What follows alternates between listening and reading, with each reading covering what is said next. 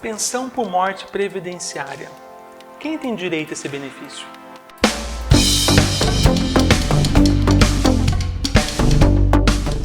Olá, meu nome é Daniel, sou advogado do Escritório de Advocacia França e Advogados, e hoje iremos continuar com a sequência de vídeos de dicas jurídicas.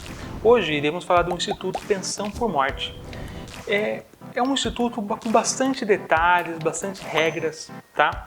E que de longe o meu intuito aqui não é esgotar o tema com você, mas eu pretendo apenas trazer para você elementos mínimos para você conseguir identificar se você tem direito ou não a esse benefício, tá bom? E já preciso te alertar desde logo, com a reforma da Previdência, que entrou em vigor em novembro de 2019, esse instituto sofreu enormes modificações. Então, portanto, fique atento que se você consultou algum material anterior, certamente estará desatualizado. Então vamos lá. Primeiro precisamos entender o que é pensão por morte. Bom, pensão por morte é um benefício pago mensalmente pelo INSS aos dependentes do segurado da Previdência Social, tá? Então, esse segurado da Previdência, ele faleceu, chegou a óbito e deixou alguns dependentes. E esses dependentes terão direito a esse benefício. Mas já vamos a seguir tratar com você a classe desses dependentes e como a lei trata essas situações, tá bom? Então vamos lá. Vamos falar um pouco sobre os dependentes. Os dependentes estão divididos em 3 classes, tá? A de primeiro grau, segundo grau e terceiro grau. A classe de primeiro grau, ela prevalece sobre a segunda, e a de segunda sobre a terceira, e assim sucessivamente, tá bom? E detalhe, a classe de primeiro grau, ela não precisa comprovar a dependência econômica. A lei entende que essas pessoas têm dependência econômica presumida. Já de segundo e terceiro grau, você precisa, além de provar o parentesco, você precisa provar ainda essa dependência econômica. Tá bom? Mas vamos lá. Primeiro grau, quem que seria? Cônjuge ou companheiro. Por que companheiro? Porque aqui também é considerado união estável, tá bom? Então, cônjuge, companheiro e filhos. O filho, ele pode ser um filho não emancipado até de 21 anos de idade. Então, a regra é a seguinte, até os 21 anos de idade, ele ainda é considerado dependente. Se ele for inválido ou com deficiência grave, não importa se ele tem 21 anos, mais ou menos, tá? Ainda ele é considerado dependente, tá bom? Já a segunda classe é os pais do falecido. Os pais do falecido é necessário comprovar essa dependência econômica junto ao INSS, tá bom? Bom, mas se não tem a primeira e nem a segunda classe, então a gente vai para a terceira classe, que seriam os irmãos do falecido. E aqui eu utilizo o mesmo raciocínio. A lei trata ele como dependente até os 21 anos de idade. Se tiver alguma deficiência grave, né, daí sim essa pessoa é considerada ainda pelo INSS como dependente, tá bom? Agora, assim, o que precisamos entender, né? Precisamos entender que não basta ser dependente. Essa pessoa, quando ela faleceu, ela precisa ter qualidade de segurado. Ou seja, perante a legislação previdenciária, ela precisa, para o INSS, ser considerada segurado, tá bom? A lei, ela trata algumas situações em que, por mais que você não esteja contribuindo com o INSS, ainda assim você é considerado um segurado junto à Previdência Social, tá bom? Qual que é a regra? A regra quer que mantenha a qualidade de segurado aquele que está recebendo algum benefício previdenciário, está trabalhando ou está vertendo contribuições junto ao INSS. Essa é a regra, tá bom? Mas aqui nós vamos tratar com você algumas exceções que seria o quê? O chamado período de graça, em que mesmo que a pessoa não esteja trabalhando, não esteja vertendo contribuições junto ao INSS, ainda assim o INSS considera ela como segurado, tá bom? Então vamos lá. Então seria, mantenha a qualidade segurada por 12 meses após deixar de receber benefício previdenciário ou parar de trabalhar. Então, você estava recebendo benefício previdenciário, cessou. Ou você estava trabalhando e rompeu esse vínculo. Ainda assim, os 12 meses subsequentes, você é considerado pelo INSS como segurado, tá bom? Segunda hipótese, o segurado na data do óbito, já tinha vertido mais de 120 contribuições junto ao INSS, ou seja, já tinha mais de 10 anos de contribuição. Aí há uma extensão, ao invés de ser 12 meses, vai para 24, entendeu? Então é utilizado o mesmo raciocínio, só que tem um acréscimo do período de graça. Então, de vez de ser 12 meses, que foi a primeira hipótese, vai para 24. Daí a terceira situação de extensão do período de graça é se essa pessoa ainda, vamos imaginar que ela esteja desempregada de forma involuntária, né? Então, ela queria trabalhar, estava procurando serviço, né? Mas mesmo assim ela não tinha emprego, né? Estava desempregada. Nessa situação ainda haverá mais um acréscimo de 12 meses, podendo chegar então a 36 meses com qualidade assegurada, que seria o período de graça. Mas tem uma quarta hipótese aqui, que é muito interessante e aqui que eu destaco, né? Se a pessoa, embora ela não estava recebendo nenhum benefício previdenciário na data do óbito, não estava trabalhando, enfim, mas ela, na data do óbito, ela preencheu todos os requisitos para receber benefício previdenciário. Vamos imaginar a seguinte situação: a pessoa ela estava contribuindo ali, ela tinha qualidade assegurada com o INSS, mas ela tinha uma doença.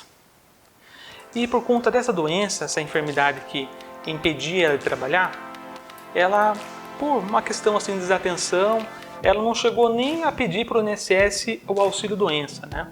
Que tecnicamente falando seria auxílio incapacidade temporária, tá? Então ela não chegou nem a pedir isso para o INSS, né? Mas se formos analisar a fundo, ela teria direito a esse benefício de auxílio doença. Então, nesse caso, se a gente conseguir comprovar que na data do óbito, embora ela não estava recebendo nenhum benefício previdenciário, mas ela preenchia requisitos para estar recebendo algum benefício previdenciário, quer seja auxílio doença, quer seja aposentadoria, ainda assim ela manterá a qualidade assegurada. Então, ponto bastante importante para você se atentar, tá bom? Mas vamos lá. Com relação ao prazo, né? Por quanto tempo eu tenho um prazo para pedir esse benefício junto à Previdência? Olha, o prazo que tem, ele reflete nos atrasados, né? Para você, até desde qual que vai ser o marco inicial para você receber os atrasados. Mas assim, não tem um prazo para você pedir, tá? É claro que o recomendado, que quanto antes você pedir, melhor, porque isso vai refletir diretamente nos atrasados, tá bom? E qual que é o valor da pensão por morte? Tá? O valor da pensão por morte é o quê? É 50% do benefício e mais 10% para cada dependente. Entendeu? Então vamos imaginar assim, que o benefício, que ele recebeu um benefício, esse benefício que o INSS vai fazer esse cálculo, que a pessoa teria direito, 50% dele é destinado aos dependentes, e mais 10% por cada, que a gente chama da cota de cada dependente, né? Então, se foi deixada a mulher e um filho, então seria 70% desse benefício. Mas não há reversão de cotas, tá? Então, com a reforma da Previdência, isso foi uma alteração também. Não há mais reversão de cotas. O que significa? Vamos supor que esse filho, ele atingiu 21 anos de idade. Então, ele perdeu essa qualidade de dependente junto ao INSS. Essa cota ela não é revertida, ou seja, vai diminuir para 60, tá bom? Agora vamos falar um pouquinho sobre a duração da pensão por morte. Por quanto tempo o dependente vai receber o benefício na pensão por morte? Temos que entender que isso vai variar muito de acordo com duas situações: a idade do dependente, a condição dele, e também quanto tempo de contribuição o segurado tinha junto à Previdência Social, tá bom? Então vamos lá tratar a primeira hipótese. Será concedida no prazo de 4 meses se o falecido tinha menos de 18 contribuições e o casamento ou união estável tiver menos de 2 anos de duração, tá? Então, nessa situação, a pensão por morte ela durará apenas 4 meses. Agora, a segunda situação. Se o segurado falecido tinha mais de 18 contribuições e a união estável ultrapassava 2 anos, a duração dependerá da idade do dependente, tá? Então não vou tratar nesse vídeo cada hipótese de idade para não ficar muito longo, tá? Mas se você consultando isso na legislação, facilmente você vai conseguir identificar qual que é o tempo de acordo com a idade do dependente, tá bom? A terceira hipótese, se o dependente é inválido com deficiência grave, ele receberá esse benefício até a cessação dessa condição. O que significa? Se eventualmente, futuramente, esse dependente inválido ou deficiente, ele se recupera, essa incapacidade dele some, desaparece, daí ele perde a qualidade dependente. Agora, se for vitalício, ele sempre tiver essa condição de invalidez, vai ser até vitalício, até a data do óbito dele também, tá bom? A quarta hipótese, né, para o ex-cônjuge com direito de pensão alimentícia. Então, se o ex-cônjuge ele tinha direito à pensão alimentícia, essa pensão por morte durará também até a data que foi estabelecido aí na sentença para ele estar recebendo a pensão alimentícia. Agora, preste atenção. Tudo isso que eu te disse, existe uma exceção bem interessante para você se atentar, tá bom? Se o óbito do segurado decorreu de acidente de trabalho, doença profissional ou um acidente de qualquer natureza, esses requisitos desaparecem, tá? Então ele vai receber aí de acordo com a idade mesmo do dependente. Enfim, estamos caminhando aqui para o final do nosso vídeo de pensão por morte, tá? E agora, de costume, eu separo algumas dúvidas frequentes. No escritório a gente recebe muitas dúvidas, nas redes sociais, então eu selecionei aqui as principais que eu achei mais interessantes para responder para você rapidamente, tá bom? Então vamos lá, vamos para a primeira pergunta. O filho pode estender o prazo de recebimento de pensão por morte em razão de estar fazendo faculdade? Infelizmente a resposta é não, tá?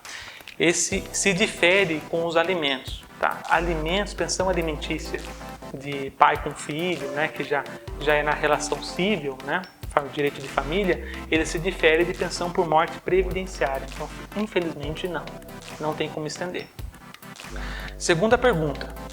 Em caso de união homoafetiva, o companheiro ou companheira tem direito à pensão por morte? Sim, perfeitamente. Se comprovada essa união, não tem por que ser indeferido, tá bom? Terceira hipótese, o amante do falecido tem direito à pensão por morte? Não, né? Essa já foi uma discussão levada ao STF e não tem direito a esse benefício, porque a nossa Constituição não contempla aí, né, a concubina, como foi decidido pelo Superior Tribunal de Justiça, tá bom? Quarta pergunta. Posso acumular mais de uma pensão por morte? Olha, em regra não. Em alguns casos pontuais, por exemplo, o filho que perdeu o pai e a mãe, né? Ele ficar com a pensão por morte dos dois. Esses casos, alguns casos, a jurisprudência, né, os tribunais vêm aceitando, né? Mas em regra, né, em regra geral, não tem como, porque acaba sendo difícil até você comprovar a dependência econômica mais de uma pessoa, né? Mas, como disse, alguns casos pontuais, sim, é possível discutir na justiça, tá bom? Quinta pergunta. É possível acumular pensão por morte com a aposentadoria do dependente? Olha, pergunta bem interessante, tá?